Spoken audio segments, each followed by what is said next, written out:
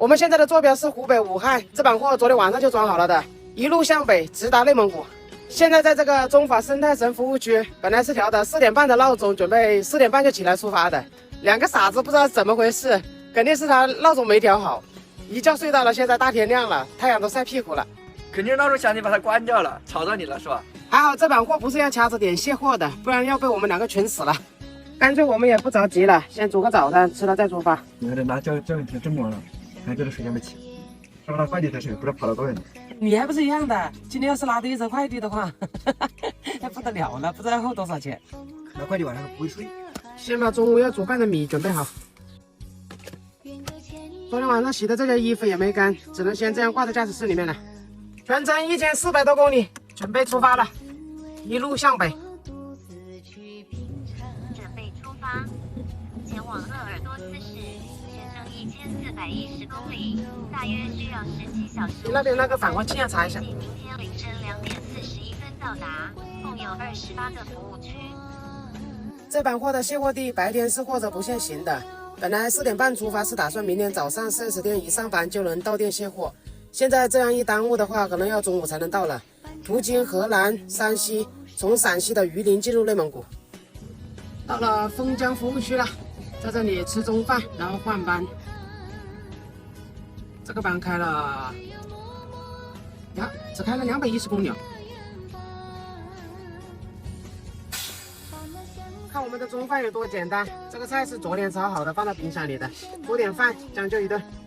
每次趴窝休息的时候，我们就打打牙祭，改善一下伙食。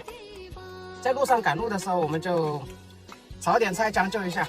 给车加点油，继续出发。从武汉出发，一直到河南境内，可以跑好几百公里比较平坦的路。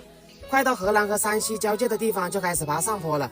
上午出发的，跑到这里，现在太阳也快落山了。接下来的路一直到内蒙古，就大部分都是上下坡为主了。从上午车子启动出发，我们就开始轮流睡觉，就是为了养足精神熬这个夜。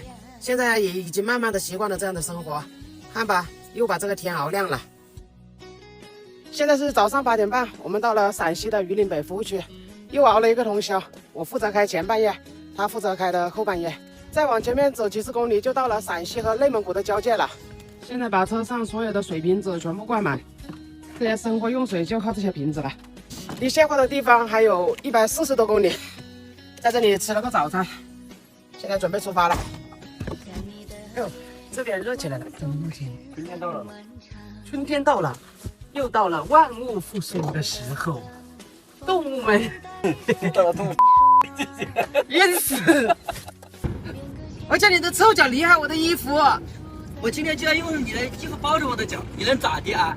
你一天天的分不清大小王了是吧？啊！我让你分不清大小王，我现在在开车，我是不能把你咋地。等一下不开车了，你就知道了。你是否也会把我去守望？到了卸货地了，一装2卸，这个2台就是卸到这里的。第一次装这个车型，这个车子特别宽，两边都只有一点点的距离，所以装车卸车要特别小心。相思的泪水在不停流淌，只有默默剩下的这几台卸到另外一个地方去，离这里只有几公里。把那相思的苦深深埋藏，等你在